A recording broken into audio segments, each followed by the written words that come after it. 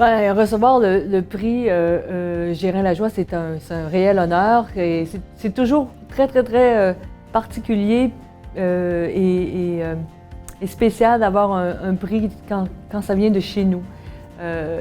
J'ai eu des honneurs des fois ailleurs, mais quand ça vient de notre communauté près de chez nous, c'est comme un nouvel accueil en fait. Donc j'en suis fort honorée.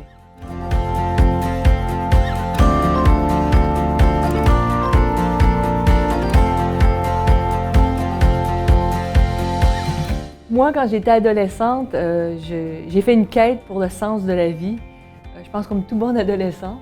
Et j'ai fait beaucoup de lectures, puis je me rappellerai toujours d'une lecture qui est toujours restée avec moi, en fait, et qui est tellement, à quelque part, contemporain aujourd'hui, c'est La Peste d'Albert Camus. Et puis je me rappellerai toujours quand j'avais lu les paroles par rapport à un échange entre le protagoniste, Dr. Rieux, et ses compagnons, et il se faisait demander à un moment donné, « Mais pourquoi tu continues à te battre? T'as rien à offrir à tes patients, ils meurent. Puis en plus, t'es même pas croyant. » Et puis il a répondu, « Je me suis jamais habituée à la mort. Je n'en sais pas plus. » Puis moi, je me rappelle à ce moment-là de m'être dit, « Jamais, jamais, au grand jamais, je vais banaliser la mort. » Et moi, je m'engage pour la vie.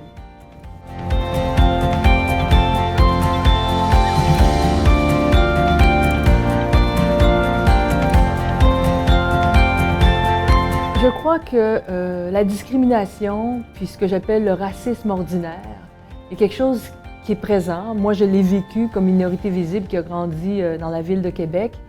Et c'était pas étonnant, hein? On a toujours peur de la différence. On a l'impression qu'on est menacé. Et donc moi, aujourd'hui, ce que je trouve quand même, l'avancée qu'on fait aujourd'hui, c'est d'être capable d'en parler ouvertement. Donc aujourd'hui, on est au moins capable d'aborder le sujet, qui, je pense, auparavant, est un sujet presque tabou. On ne voulait pas se l'avouer que c'était quand même une gangrène dans notre société.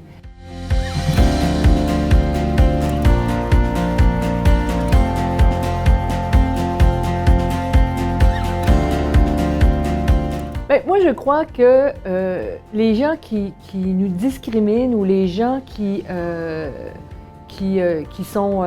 sont déstabilisés en fait par la différence.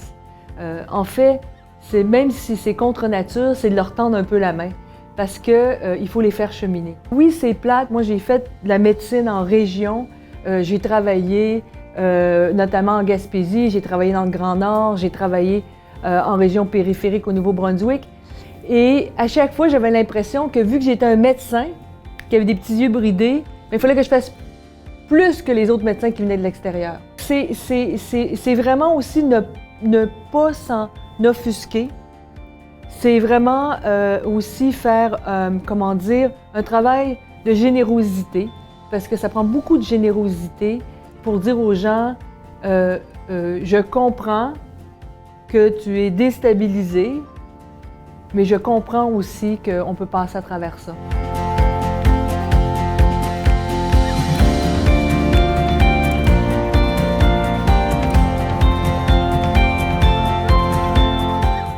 Oui, je pense que c'était extrêmement, je pourrais dire, blessant quelque part. Hein? Et en même temps, on pouvait jusqu'à quel point, pas l'excuser, mais on pouvait comprendre que des gens fassent des raccourcis.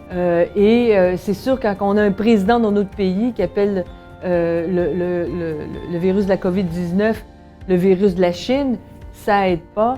Et on se rend compte que tous ces petits raccourcis-là sont néfastes et sont porteurs, voire amplificateurs de haine. Et les mots sont importants. Et on ne le dira jamais suffisamment. C'est quand on déshumanise avec des mots qu'après ça, on se permet des abus excessifs. On l'a vu au Rwanda et là maintenant, on est en train de le voir en Ukraine. C'est important. Et donc, on ne doit pas banaliser des propos. Il faut les arrêter, il faut les cadrer, pas avec violence, mais il faut quand même mettre la pendule à l'heure.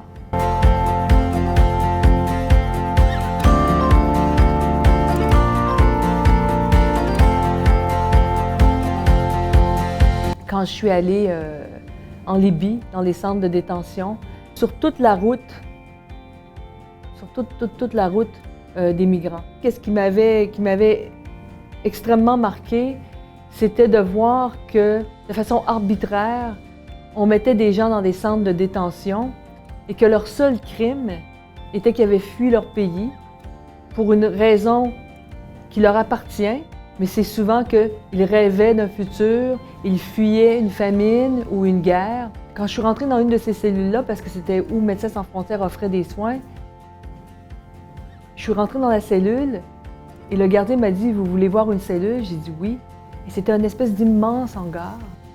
Et donc, il a ouvert la porte, comme ça. Il y avait un bâton, puis il a fait « Et là, mes yeux se sont habitués un peu à la pénombre, puis j'ai vu des centaines de yeux qui me regardaient, puis qui levaient les bras comme ça, ils disaient « Aide-moi, help ». Ce que j'ai compris après ça, et on a fait des prises de parole très, très, très musclées, c'est que c'est pas parce que tu pars de ton pays que tu perds ton droit d'être un humain. C'est pas parce que tu rêves d'un futur que tu es devenu un criminel. Et aujourd'hui, mon appel à la terre entière, c'est que quand quelqu'un fuit pour sa vie, il faut le traiter avec dignité.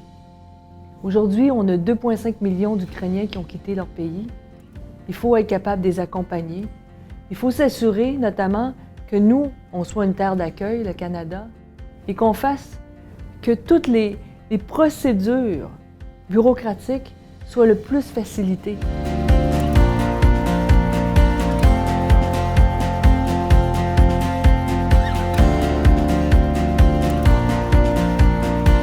Bien, je veux dire, c'est tellement nécessaire, l'existence d'une organisation comme la vôtre, Ensemble et le prix Gérin-Lajoie, parce que c'est important d'avoir des modèles.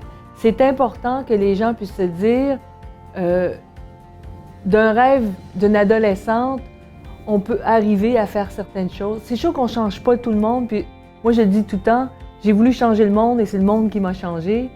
Et donc moi, ce que je dis à la génération qui est là, qui attend, c'est qu'on a besoin de cette nouvelle énergie-là et ce n'est pas vrai qu'il faut se battre pour le statu quo.